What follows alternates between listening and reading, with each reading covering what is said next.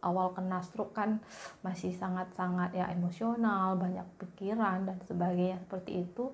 Nah, itu mempengaruhi ternyata sehingga yang sebelum stroke itu bisa tiap hari ya pasti pup. Nah, itu menjadi pertama seminggu sekali.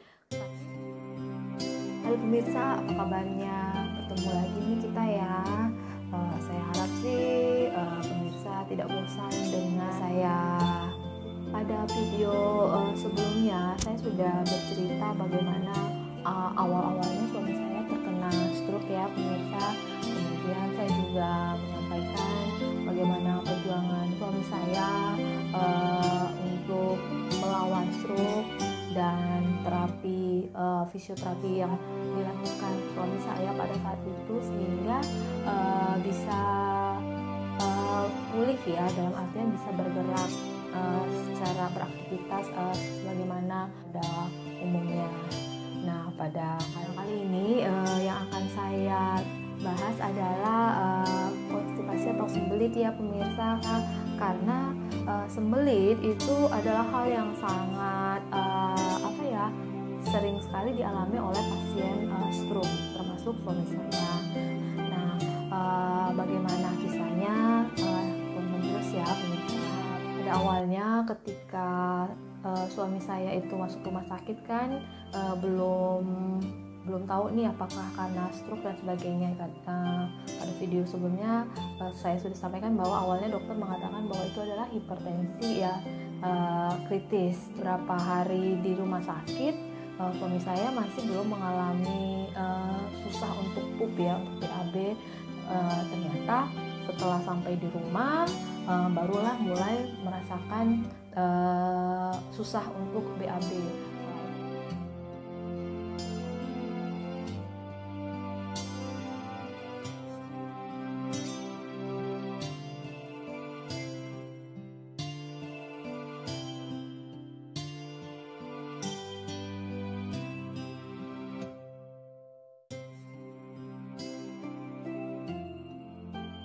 Singkat cerita, kami ke rumah sakit. Sebelumnya kami ke puskesmas. Nah, dokter memberikan obat memperlancar pup itu dulkolak ya, seperti yang sudah tersedia bebas biasanya di apotek. Nah, setelah memakan obat tersebut, ternyata juga tidak, suami saya juga tidak pup ya. Akhirnya meminta ke dokter saraf nih, ke dokter spesialis. Nah, di sanalah kemudian bertemu dengan dokter dan cerita nih semua keadaan suami saya, khususnya nih kesulitan beliau untuk pup. Nah, ternyata dokternya dengan santainya mengatakan itu biasa bagi pasien stroke. Nah, saat itu sih saya kan ikut bersama suami saya tanya, loh dok, tapi suami saya ini makannya sayurnya banyak loh, bisa untuk 2 porsi 2 orang sayuran hanya untuk dia seorang gitu. Saya bilang kan buahnya juga banyak. Ya tapi berarti itu masih kurang bu. Saya bingung, dalam hati kurang, rasanya saya udah banyak banget saya masakan seperti itu. Nah ya udah, kata dokternya, dibanyakin aja makan buah, makan apel katanya, makan pisang dan pokoknya buah. Jadi udah saat dia di rumah, selain makan obat masih dulkolak ya saat itu, kami juga memberikan apel dan sebagainya. Ternyata tidak pengaruh. Tiap minggu masih mengalami hal yang sama, dalam artian konsultasinya masih juga seputar pup dan dokternya juga masih memberikan obat yang sama. Dan saya kadang tidak puas karena suami saya pernah suatu kali, karena memang tidak bisa pup, akhirnya pakai obat yang dimasukkan lewat dubur ya, lewat anus. Memang dalam berapa menit langsung bisa ke belakang gitu. Tapi kan ini juga tidak bagus kalau untuk berkepanjangan, dalam artian ketergantungan. Jadi suami saya kan juga punya komunitas ya, memang lewat media sosial seperti itu. Nah suatu kali kembali nih sudah tidak bisa pup. Nah dari teman-teman dari komunitasnya memberikan bukan masukan ya, pokoknya menyarankan coba deh teh jati Cina, itu bisa membantu. Dan udah, saya sih pertama mendengar teh jati Cina itu apa, daun teh atau bagaimana. Ternyata setelah temannya ada yang ngirim sih, karena belum pernah tahu ya.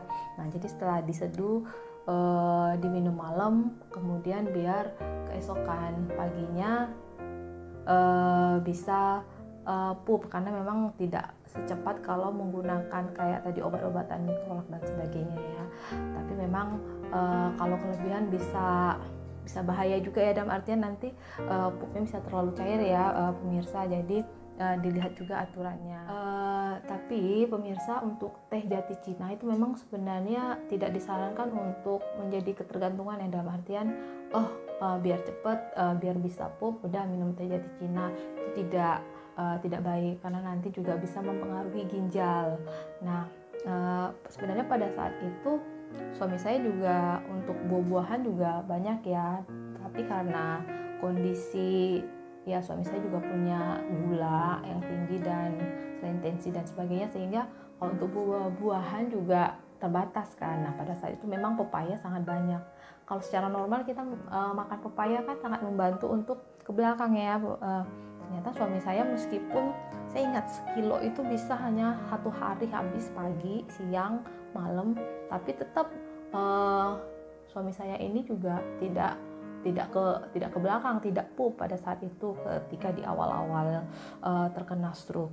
Nah selain tadi udah makan buah, pepaya umumnya pada saat itu juga Quaker yang notabene itu seratnya banyak, atau kemudian sayuran itu juga berapa ya, satu piring setiap kali makan, berarti kalau pagi siang malam tiga mangkok seperti itu tetap susah kan. Tapi ya tadi hari ke hari semakin membaik kondisinya, terutama kondisi pikiran juga semakin baik, akhirnya memang tidak lagi mengalami kesulitan dalam pup.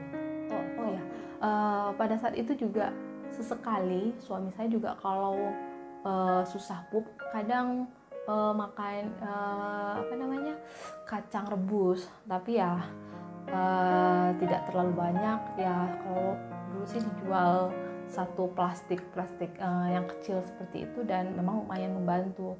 Tapi pernah suatu kali mungkin kebanyakan, akhirnya juga agak-agak diare seperti itu.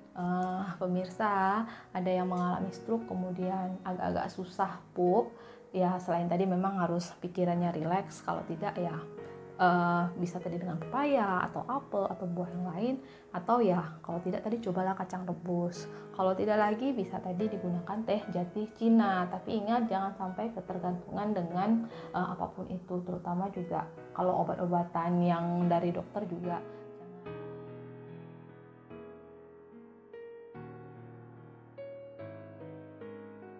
Awal suami saya terkena stroke kan memang diet makanan. Nah diet mulai dari yang makanan biasanya itu satu porsi penuh dengan bermacam-macam makanan, hanya kemudian menjadi 3 atau 4 sendok, kemudian lauknya sekian dan sebagainya, meskipun porsi sayurnya banyak. Tapi kan itu tidak, ya mungkin tubuh kaget seperti itu, sehingga yang kemudian nanti diproses oleh tubuh kan sedikit. Nah makanya itu yang menjadi penyebab pertama suami saya ini mengalami susah ya untuk pup seperti itu. Juga adalah faktor pikiran. Jadi memang awal-awal itu suami saya kan ya namanya masih awal kena stroke kan masih sangat-sangat ya emosional, banyak pikiran dan sebagainya seperti itu.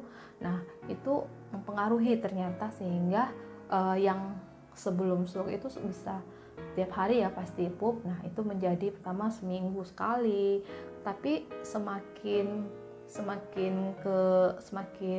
lama ya bisa menjadi 4 hari, kemudian berapa hari, dan kalau sekarang sih memang udah jauh lebih pulih ya, sudah kembali normal. Nah ternyata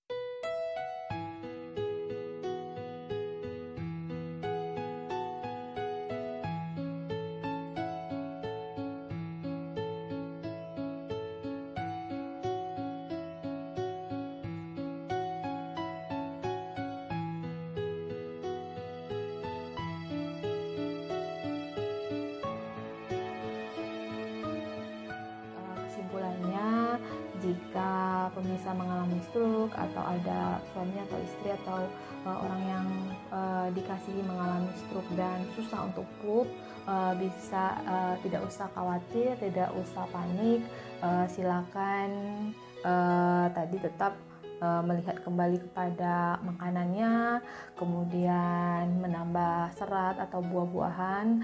Tapi yang terpenting dari itu adalah dari pikiran ya.